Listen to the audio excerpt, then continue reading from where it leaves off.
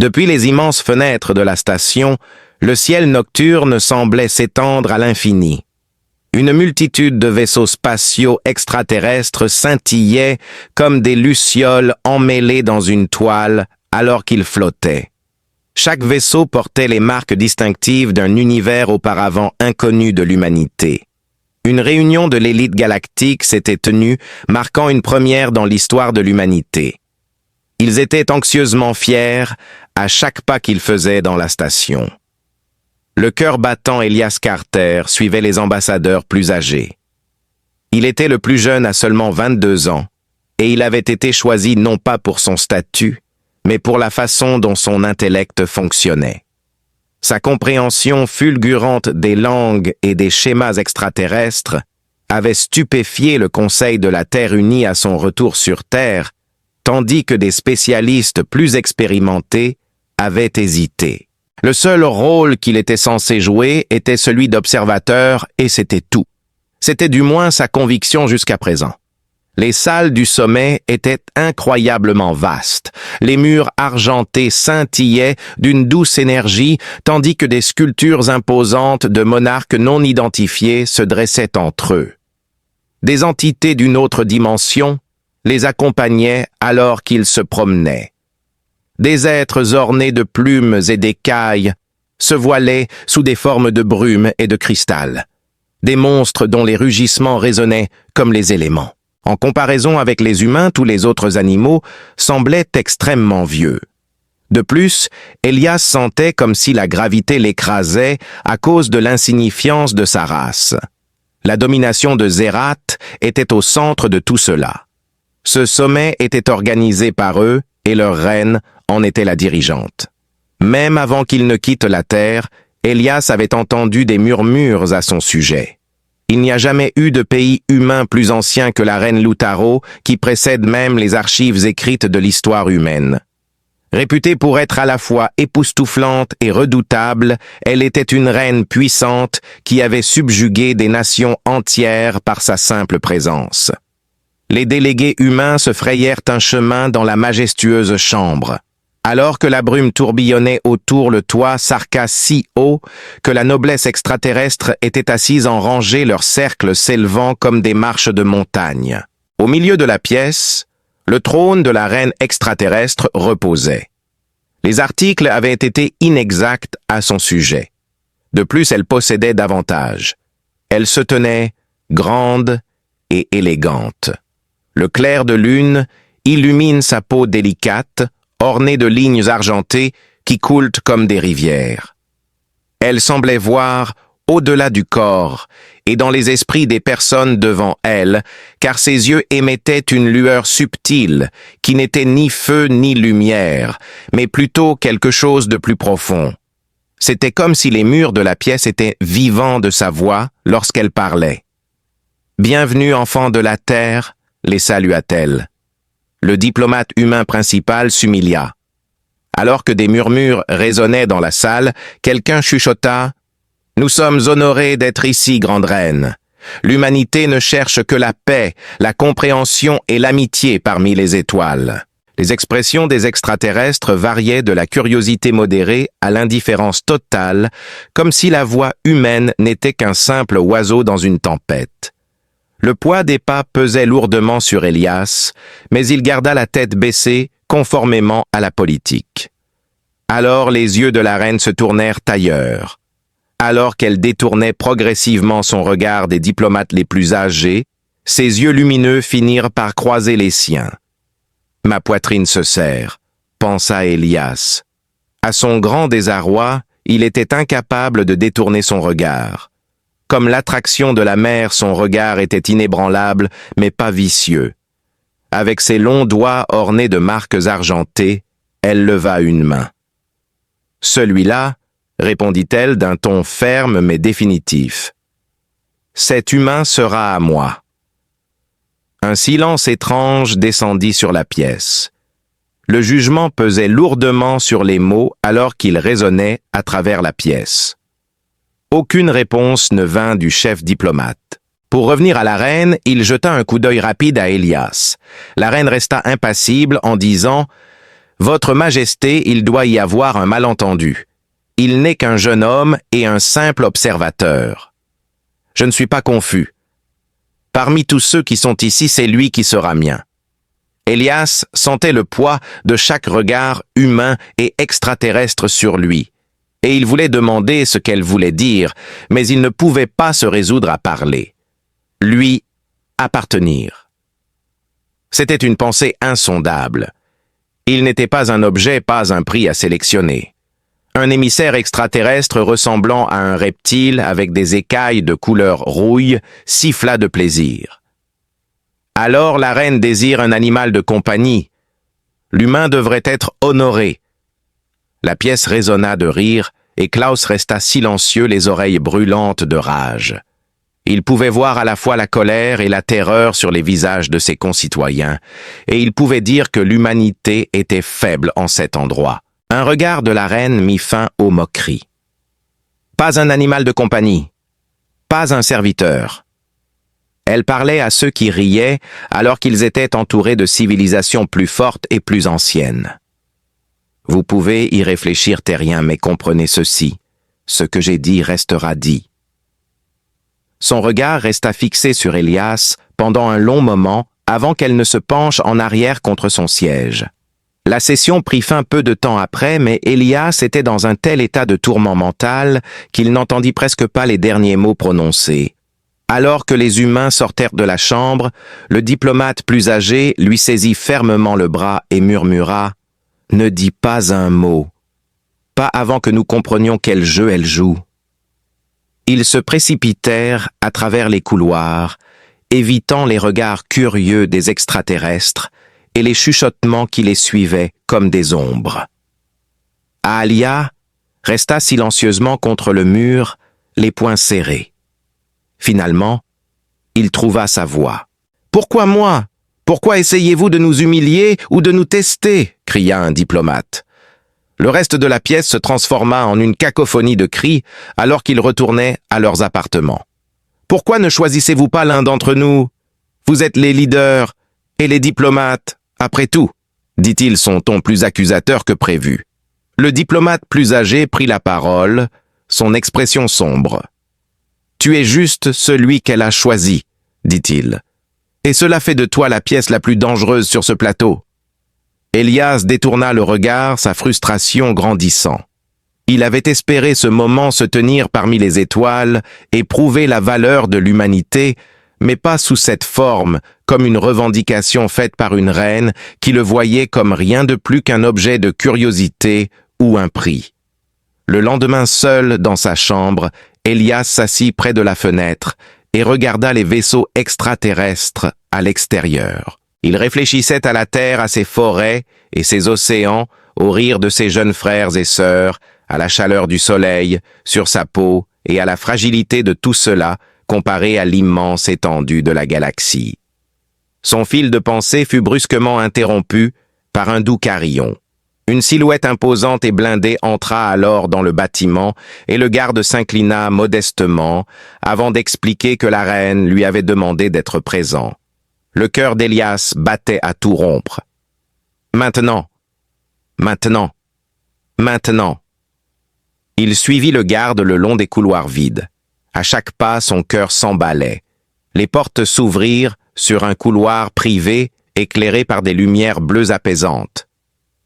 Était-ce un honneur ou une sentence? Reviendrait-il seulement? Demanda la femme. Là, tout au bout se trouvait la reine. Au moins cette fois, il n'y avait pas de cour autour d'elle. Alors qu'il s'approchait, elle fixa sur lui son regard impénétrable. « Élias Carter », dit-elle son nom avec précision et sans accent. « Tu veux savoir pourquoi je t'ai choisi ?» Il déglutit, oui. Alors qu'elle inclinait la tête, la lumière se reflétait sur ses marques argentées. « Parce que tu es le membre le plus impressionnable, innocent et non formé du groupe en raison de ta jeunesse et de ton manque d'expérience. Tu poses une menace pour les autres de ton espèce à cause de cela. » Un clignement d'yeux d'Élias. Risqué. Pas du tout tellement inattendu. Sa correction fut prononcée par elle. Je peux sentir un feu à l'intérieur de ton peuple, qu'aucune autre espèce ne possède, et tu es encore jeune. Tu te bats. Refusant de céder, tu te tiens devant moi-même maintenant. Il plongea son regard dans le sien contre sa volonté. Parce que tu ne peux pas me revendiquer comme étant à toi. Pas exactement un sourire, mais une petite courbure des lèvres de la reine néanmoins. Et c'est précisément la raison pour laquelle je te revendique comme étant à moi. Dans l'espace entre eux, les mots pesaient comme des rochers. Un frisson parcourut le dos d'Elias, ainsi qu'une autre sensation non identifiable. Au milieu du jeu de la reine, il était déjà pris au piège. Pourtant, il avait la vague impression que ce n'était que le début. Ce fut une nuit agitée pour la délégation humaine. Les couloirs de la station et leurs cerveaux résonnaient des paroles de la reine. Un bourdonnement se développa parmi les émissaires extraterrestres. Les marchés, les couloirs et les salles de conférence étaient tous des endroits où l'on pouvait entendre des murmures sur l'individu choisi. Des rires s'échappaient de certaines créatures, tandis que d'autres fronçaient les sourcils avec suspicion.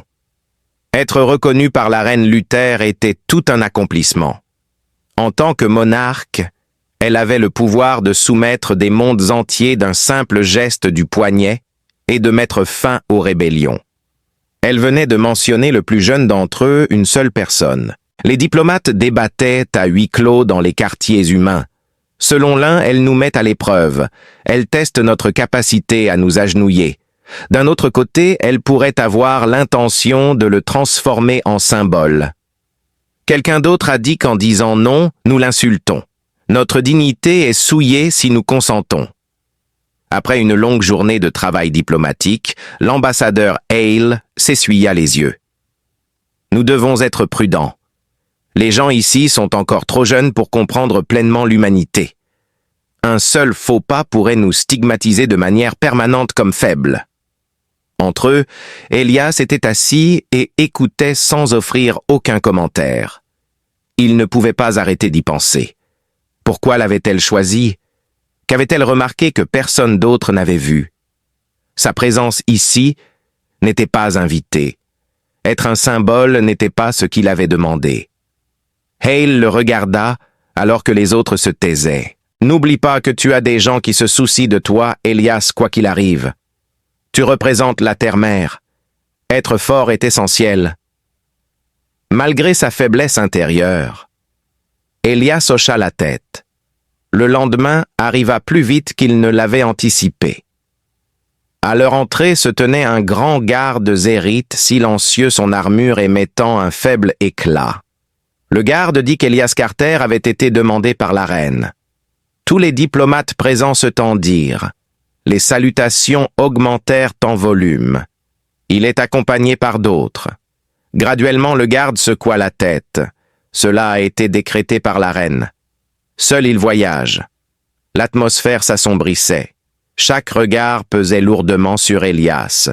Même si ses jambes tremblaient, il se leva. « C'est bon !» remarqua-t-il, parlant plus pour lui-même que pour les autres.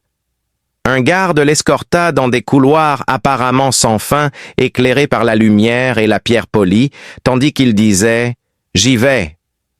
Les murs étaient ornés de statues. Anciens dirigeants de Zérat, leurs visages hautains, ornés de regards perçants et séculaires.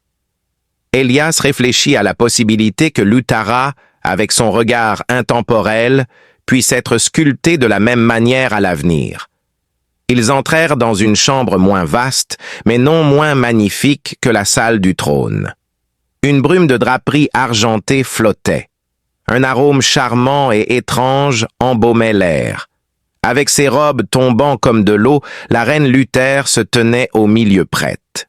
« Tu es venu ?» dit-elle comme si c'était sa décision. Elias s'inclina raide. Elle le regarda avec des yeux légèrement brillants et dit « Tu m'as convoqué. » Il fit une pause avant de demander « Me crains-tu ?»« Oui et non, » dit-elle en faisant la moue. Réponse courageuse. « Assieds-toi, » ordonna-t-elle. Elias s'assit en face d'elle, les mains moites. Elle posa sa main sur une des pièces. « C'est un jeu ancien, dit-elle. La plupart des gens se figent et ne parlent pas quand je leur demande ça. Toi, par contre, tu résistes même quand tu es honnête. Une table s'éleva sans effort du sol entre eux. Sur celle-ci se trouvaient d'étranges pièces sculptées en métal et en cristal, disposées sur un plateau de lignes lumineuses. « Et si je gagne ?» dit-elle avec une lueur subtile dans les yeux, « alors tu prouveras ce que je soupçonne déjà. » jouèrent-ils. Elias bougea maladroitement au début, déconcerté par les symboles, mais bientôt il commença à avoir des schémas. L'objectif est simple, défendre sa pièce maîtresse tout en attaquant la mienne. La plupart des gens perdent rapidement. Elias, non contraint par la tradition, tentait des manœuvres bizarres qui brisaient le rythme et perturbaient la structure méticuleuse de la reine, la faisant lever un sourcil 2 fois de surprise. Malgré le fait qu'elle ait acculé sa dernière pièce, elle se retrouva prise dans un piège qu'elle n'avait pas anticipé. Elle fixa le plateau, puis lui, et pendant un bref instant, la chambre tomba dans un silence complet. Élie secoua la tête incrédule. « Je ne suis pas une pièce de jeu. Je ne comprends pas ce que tu veux de moi. » Son expression devint grave. « Ce que je veux, ce n'est pas la possession. » Elle rit ensuite, sa voix douce mais riche comme une cloche. « Impressionnant, proclama-t-elle. Tu as accompli ce que peu peuvent faire. Tes pensées ne sont pas alourdies par l'âge, mais par la liberté. C'est pourquoi je t'ai choisi. » Il fronça les sourcils. « Pourquoi moi? »« Pourquoi les humains? Pourquoi les humains ?» demanda-t-il. « Nous ne sommes rien comparés aux civilisations ici. Nous sommes nouveaux et fragiles. Tu pourrais choisir 1000 alliés plus forts. J'ai souligné hier que je ne te voyais pas comme un serviteur ou une possession, mais plutôt comme quelqu'un qui se tiendrait à mes côtés d'une manière unique. » Ses yeux argentés brillaient d'une intensité ardente, alors qu'elle se penchait en avant. « Étendre la force que j'ai déjà. Des armées, des flottes, des dominions qui s'étendent au-delà de votre imagination. Ce que je n'ai pas, c'est un esprit qui refuse de s'incliner.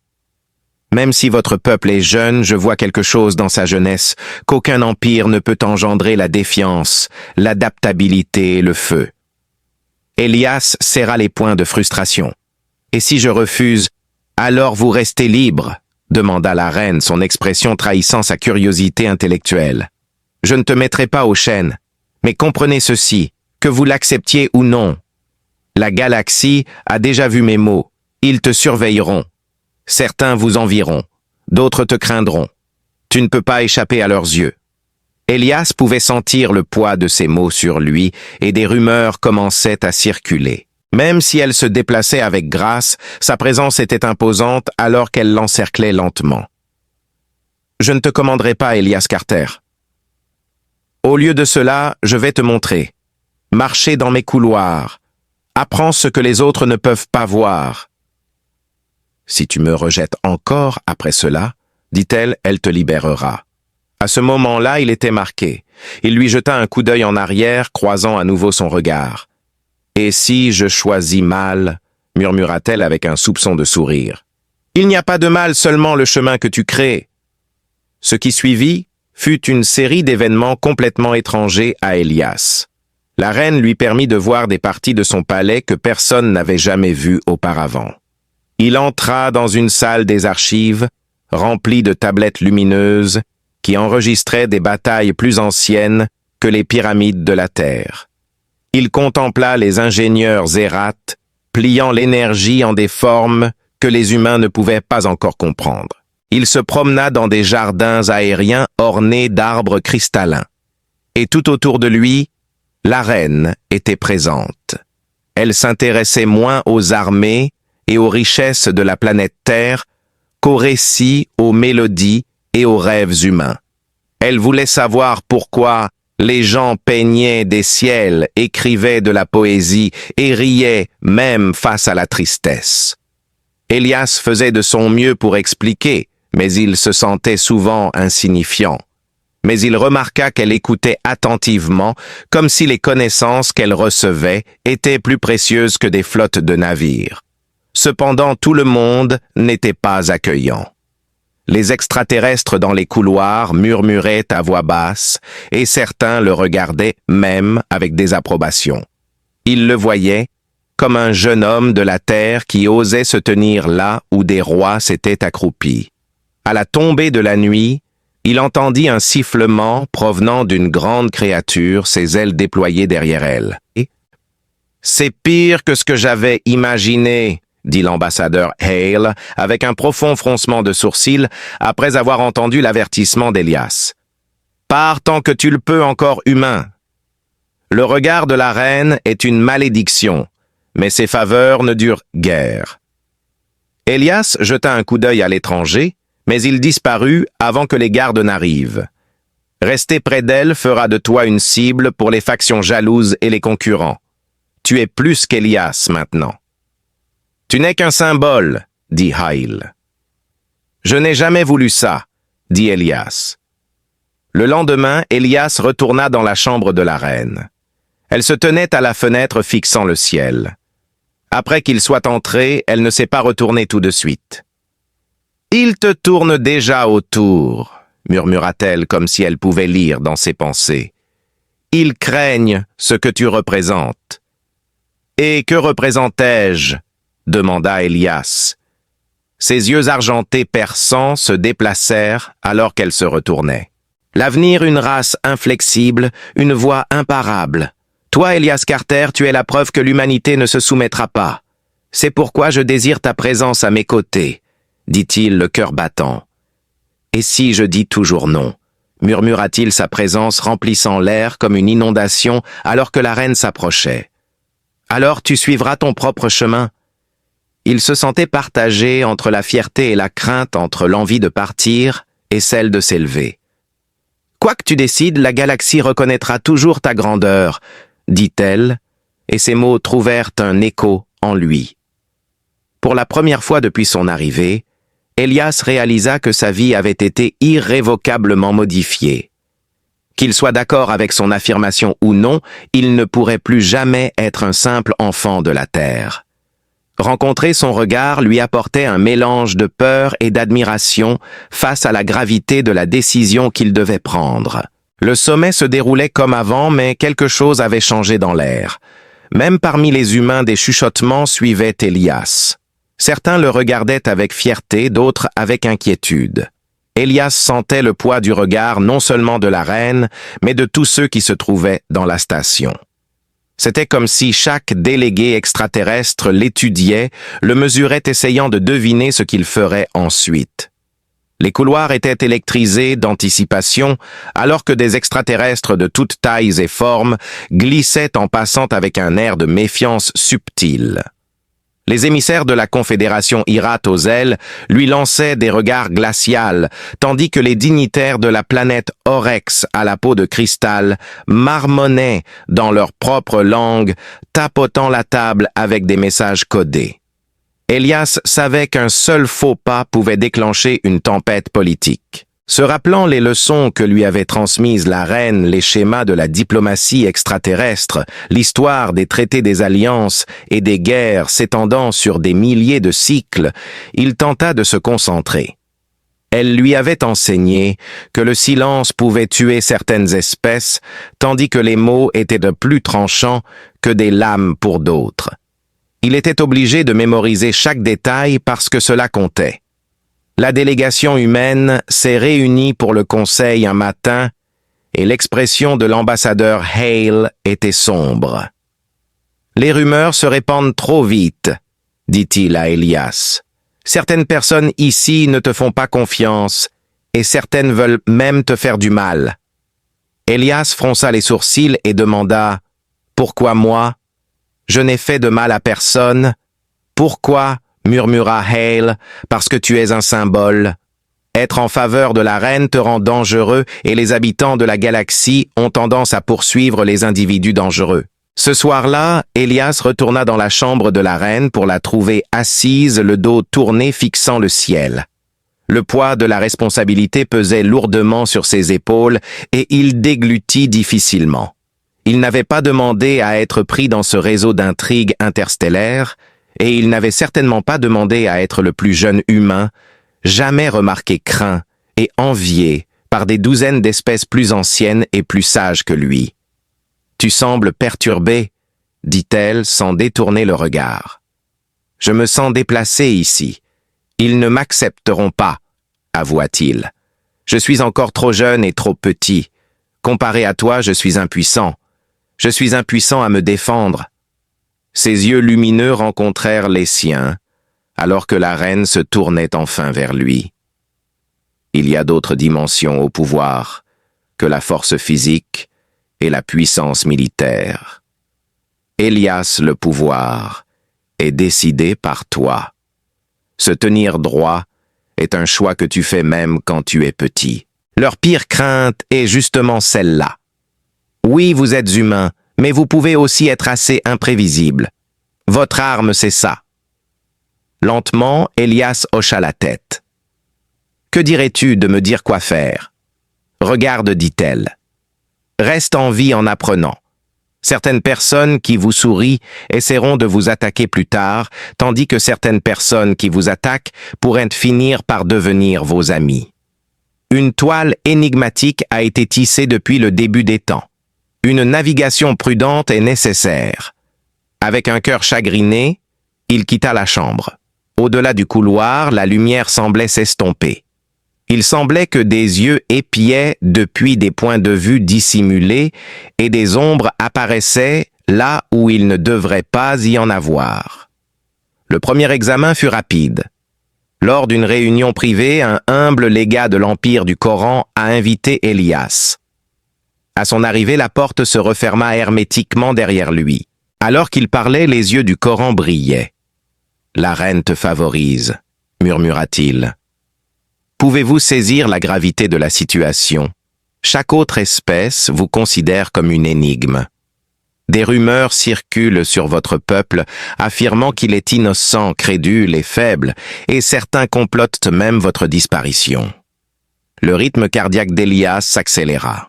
« Le Coran m'a dit ça pour te prévenir, » ai-je demandé. Ou peut-être pour te faire peur. Mais sache ceci, tu auras besoin de toutes tes compétences, de ton esprit, de ton instinct pour survivre. Les as-tu? Il donna son approbation. Les pupilles de la Cororin se contractèrent lorsqu'elle dit « J'apprendrai. On verra. Tu ne seras pas jugé par la reine si tu fais un choix terrible. » Ses pensées couraient après Elias. Nous pouvions voir la première leçon arriver. Quelques âmes déshonorables étaient présentes à ce sommet. Beaucoup d'entre eux étaient astucieux, patients et prêts à saisir les opportunités quand elles se présentaient. La simple mention de son nom par la reine en fit une cible instantanée. Cette nuit-là, épuisé, il regagna ses quartiers. Cependant, s'endormir était un défi. Tout ce qu'il avait appris des conférences de la reine à celles des Cororins, en passant par les conversations feutrées des diplomates extraterrestres, était passé en revue par lui. Il comprit que la force physique ne suffirait pas à assurer sa survie. Savoir à qui faire confiance, être prudent et intelligent, y parviendrait. L'épreuve persistait au fil des jours. Le violon indélégué à plume essayait de ruiner les choses de manière détournée. Prétendant que c'était un geste de gentillesse, il a présenté une technologie extraterrestre à Elias. Il a supposé qu'il y avait un piège. Un examen minutieux a révélé de faibles impulsions d'énergie qui contredisaient les opérations apparentes de l'appareil qu'il a analysé méticuleusement. Il a habilement exposé son véritable objectif, espionner les humains par la ruse. Il expliqua calmement aux Vrayins qu'ils ne pouvaient pas accepter le cadeau et le leur rendit intact. Les pupilles du violon s'écarquillèrent, mecques et intelligents. Elias ressentit une pointe de fierté. Peut-être était-il trop intelligent. La leçon était évidente. Rien n'est sûr, pas même un cadeau. Pendant ce temps, la reine Luther l'observait de près. Elle observait sans jamais s'impliquer. Et peu à peu, Elias commença à comprendre sa tactique. Pour exercer son autorité sur lui, elle ne le revendiquait pas. Elle le mettait à l'épreuve, le façonnant en le héros qu'il deviendrait dans la galaxie. Pendant une pause du sommet un après-midi, il alla se promener sur une terrasse qui surplombait les quais d'amarrage de la station. Une pléthore de vaisseaux spatiaux, certains en pleine activité, et d'autres flottant paresseusement en orbite, leurs moteurs silencieux, tandis que des extraterrestres s'affairaient parmi eux. Un ballet de patience, de pouvoir et de motifs secrets se déroulait sous leurs yeux. Il fut surpris par une voix. « Tu apprends vite. » Il leva les yeux pour voir la reine s'approcher derrière lui. « Je comprends. » concéda-t-il. « Pas apprendre, juste survivre. » Elle a ensuite ajouté que survivre n'est que le début. Vous devez connaître les règles, les stratégies et les résultats du jeu. L'acuité mentale est aussi importante que l'acuité visuelle. Et connais-tu quelqu'un qui pourrait être d'une quelconque aide? Quelqu'un pourrait-il te faire du mal, qui feindrait d'être de votre côté? Parmi ceux dont les motivations n'avaient pas encore été découvertes par Elias, il y avait le cororin et le violon. Selon lui, c'était clair. Elle a souligné la nécessité de votre compréhension. De plus, vous devez savoir comment réagir avant que le danger ne devienne fatal. Si vous faites la moindre erreur, la galaxie se souviendra de votre chute plutôt que de vos triomphes. Maintenant, il savait que la reine lui enseignait plus que de simples compétences diplomatiques. Elle lui enseignait le leadership, la stratégie et la survie. Elle avait de grands espoirs qu'il serait capable de surmonter des obstacles qu'aucun jeune n'avait jamais rencontrés. Quand une communication secrète lui fut envoyée, le mystère s'épaissit. Il était encodé et dissimulé entre des couches de code extraterrestres qui ne pouvaient être déchiffrées que par un intellect humain non habitué aux conventions. Un groupe complotait une attaque contre lui lors d'une cérémonie publique, disait le message et ils avaient l'intention de profiter de la distraction du sommet pour l'approcher furtivement. Elias analysa méticuleusement le message, le décortiquant mentalement. Non seulement ses connaissances étaient mises à l'épreuve, mais aussi son courage et son discernement. La mort pourrait le frapper s'il ignorait l'avertissement. Il serait déshonorant pour lui de se comporter précipitamment envers les humains. Au lieu de se recroqueviller de panique, il résolut d'aborder le problème de manière stratégique. Elias est resté près de la périphérie de l'audience lors de l'événement public suivant, où les délégués se sont rassemblés pour observer la signature de l'accord interstellaire. Observant attentivement chaque mouvement des délégués, il prenait mentalement note de signaux subtils tels qu'un changement de poids, un regard ou le frôlement d'une main contre une arme dissimulée.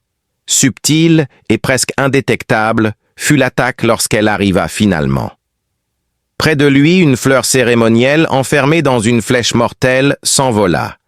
Elias tendit la main et l'attrapa, puis le jeta sur une console à proximité, agissant sur une impulsion.